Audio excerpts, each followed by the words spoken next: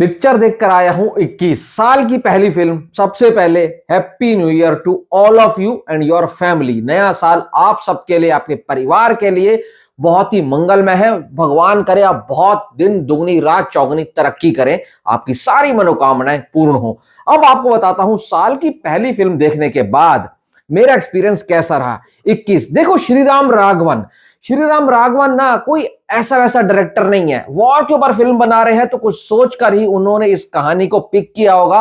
और मैडॉक जो कि एक अच्छा खासा प्रोडक्शन हाउस है, उन्होंने इस फिल्म को जो बैक किया है यानी कि प्रोड्यूस किया है, तो उन्होंने भी इस कहानी में क्या ऐसा नयापन देखा होगा जो उन्होंने इसमें पैसा लगा दिया। आपने बहुत सी वॉर फिल्में देखी होंगी हिंदुस्तान पाकिस्तान के ऊपर खासकर, पर अगर आप वो देखने जा रहे हैं कि हिंदुस्तान जिंदाबाद के नारे तो लगेंगे और पाकिस्तान मुर्दाबाद के भी नारे लगेंगे, या पाकिस्तान ये है वो है, तो आप यहीं रुक जाइए। आपको बताने वाला हूं ये वो वाली देशभक्ति नहीं है, ये अलग तरह की कहानी है।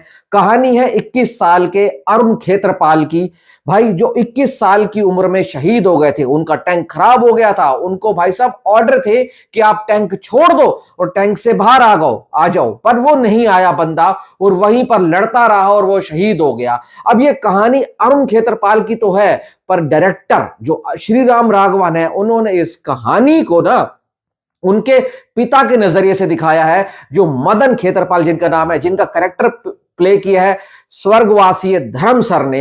अब वो जाते हैं पाकिस्तान। अब आप बोलेंगे भाई वो पाकिस्तान क्यों जाते हैं, इसके लिए आपको पिक्चर देखनी पड़ेगी, क्योंकि ये कहानी एक तरीके से दो पार्ट में, एक में वॉर दिखाया गया है, एक में ड्रामा पोर्शन दिखाया गया है। अब ये कहानी दोनों के दोनों चीजों पर रिलाय करती है। अगर आप उस तरीके की फिल्म एक्सपेक्ट कर रहे हैं कि भाई साहब मारकाट होगी, ये होगा वो होगा, पाकिस्तान पर चढ़ाई कर देंगे, तो भाई आप लोग ये फिल्म मत देखना। आपको थोड़ा सा पेशेंस रखना पड़ेगा। इसमें जितना ज्यादा वॉर का सीक्वेंस दिखाया गया है, उतना ही ज्यादा ड्रामा क्वेश्चन दिखाया गया है और एक इमोशनल फैक्टर ऐड किया गया है। जब वो पाकिस्तान पहुंचते हैं, जयदीप अहलावत और उनके बीच की जो कॉन्वर्सेशन है, उनके वहां पे जो डायलॉग एक्सचेंज होते हैं, वो आपको इस फिल्म के साथ बांध कर रख देंगे। भाई साहब दीपक डोबरियाल, या फिर आप कह लो अपना अनुपम खेर जी के लड़के जो है सिकंदर खेर, उनका काम भी बहुत जबरदस्त है।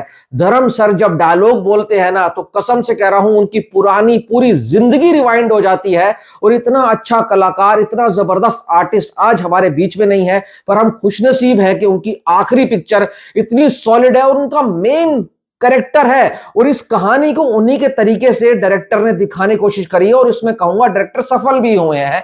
पर अगर आप फास्ट पेस वॉर बेस्ड फिल्में देखना पसंद करते हैं, तो शायद आपको यह फिल्म निराश कर सकती है। आपका थोड़ा सा वक्त लेगी, पर जब आप वक्त दे देंगे तो आपको अपने साथ यह फिल्म ऐसे अटैच करेगी कि आप इस फिल्म के जादू से बाहर नहीं आ पाएंगे। भाई Agastya Nanda as a youngster, उन्होंने बहुत अच्छा काम किया है। कहीं कहीं पर थोड़ा बहुत मुझे लगा कि डायलॉग्स जो वो बोलते हैं थोड़ा सा और क्लियर हिंदी होनी चाहिए थी। वहां कहीं कहीं पर बहुत जल्दी वो फ्लो कर जाते हैं, जो डायलॉग आप तक पूरी तरीके से पहुंच नहीं पाते। वो लड़की है सिमर भाटिया, उसका काम भी अच्छा है।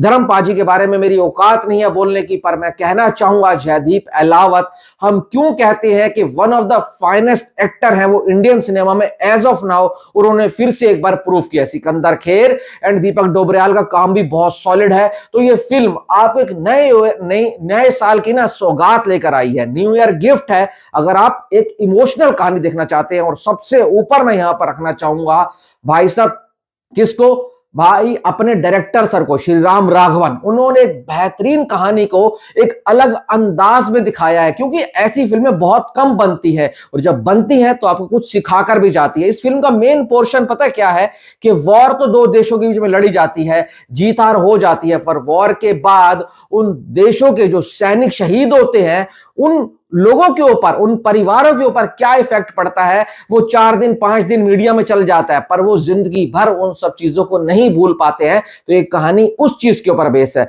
तो मैं इतना कहूंगा, अगर आपके पास वक्त है तो जाकर जरूर देखना थिएटर के अंदर। मेरी रेटिंग है इस फिल्म के लिए 3.5 स्टार। ये भी एक अलग तरीके की देशभक्ति है, जो सच्चे तरीके से और सच्चे मन से, ऑनेस्टी से, ईमानदारी से आप तक दिखाने की कोशिश करी है। बाकी वीडियो में इतना ही। Thanks for watching.